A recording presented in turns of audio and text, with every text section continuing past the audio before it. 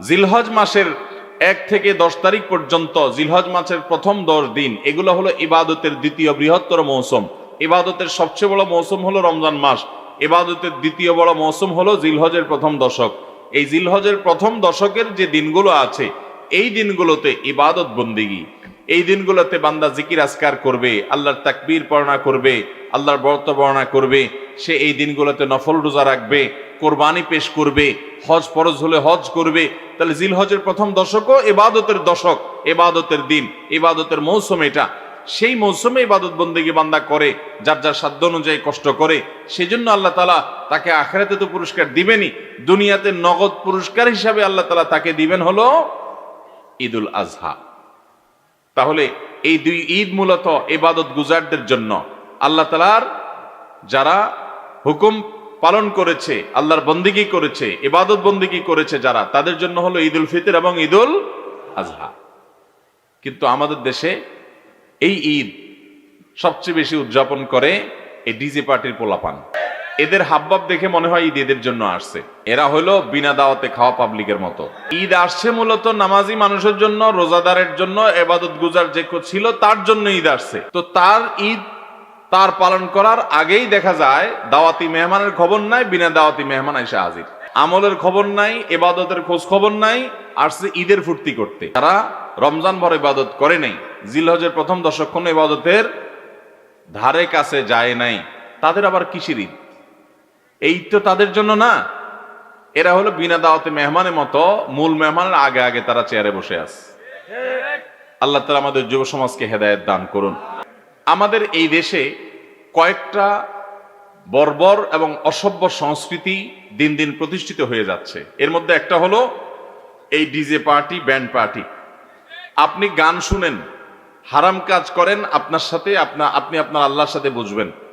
ইসলাম এটার জন্য আপনার কোনো দণ্ড আপনার জন্য রাখে নাই যে আপনি কোনো অপরাধ করেছেন আপনাকে শাস্তি দিবে। শাস্তি আল্লাহ দিবেন, যেহেতু গান হারাম ইসলামে। বাদ্যযন্ত্রের ব্যবহার হারাম।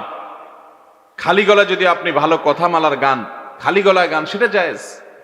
তো যাই হোক, এই গান, বাদ্যযন্ত্র, নাচানাচি, ডিজে পার্টি, ব্যান্ড পার্টি আপনি নিজে নিজে একা একা হেডফোন দিয়ে শুনছেন, আপনি নিজে জাহান্নামে যাওয়ার কাজ করতেছেন, এটা আপনার ব্যাপার। কিন্তু আপনি যখন বক্স সেট ভাড়া করে হাই ভলিউমে ধুমধাড়াক্কা গানের আওয়াজে পুরো এলাকাতে প্রকম্পিত করে দিচ্ছেন, তখন বহু মানুষের ডিস্টার্ব করছেন, কষ্ট দিচ্ছেন, ক্ষতি করছেন। যিনি গান শুনবেন না তাকেও জোর করে শোনাচ্ছেন। এর চাইতে বড় অসভ্যতা, এর চাইতে বড় বর্বরতা, এর চাইতে বড় পশুর মতো আচরণ আরেকটা হতে পারে না। আপনি নিজে গুনার কাজ করবেন, এলাকার সবাইকে গুনার কাজ করতে বাধ্য করবেন, এটার মতো খারাপ কাজ আর কি হতে পারে? আল্লাহ তাআলা আমাদের যুবকদের বিবেকগুলো যেন জাগ্রত হয়, তাদের সেই তৌফিক দান করুন। ভাইরা আমার, যৌবনের এই সময়টা খুব দ্রুতই ফুরিয়ে যাবে। এই সময় যত পাগলামি আমরা করব, যত উন্মাদনা আমরা করব, যত সীমালঙ্ঘন আমরা করব, এগুলো সম্পর্কে আল্লাহ তাআলার কাছে আলাদা করে হিসাব দেওয়া লাগবে। লা তাযালু কদামা আবদিন ইয়াওমাল কিয়ামাতি হাত্তা ইউসআলা আন আরবা। 4টি প্রশ্নের উত্তর দেয়া ছাড়া কিয়ামতের ময়দানে কোনো মানুষ নিজের পা নাড়াতে পারবে না। এর মধ্যে একটা বিশেষ প্রশ্ন হবে, ওয়া আন শাবাবিহি ফীমা আবলাহ।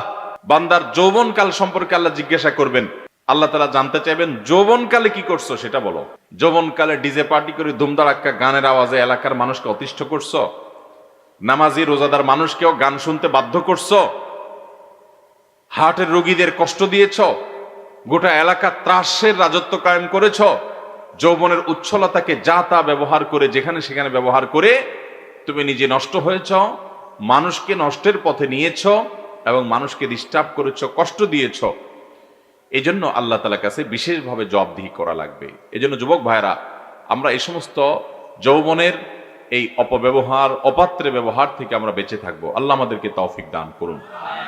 তাহলে আপনি যদি হাই ভলিউমে ডিজে পার্টি করেন, ব্যান্ড পার্টি করেন, আপনি যদি আপনার গানের আওয়াজে এলাকার মানুষকে অতিষ্ঠ করেন, তাহলে যাদের কষ্ট হয় তারা কি আপনার জন্য দোয়া করবে না বদদোয়া করবে?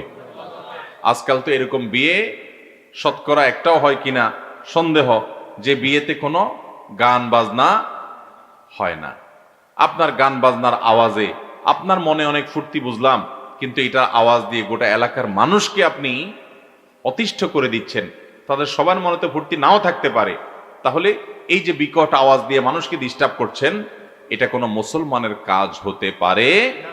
মুসলমান তো পরের কথা, ন্যূনতম একজন সভ্য ভদ্র অন্য ধর্মের একজন অমুসলমান মানুষও সে আরেকটা মানুষকে এভাবে অতিষ্ঠ করতে পারে না।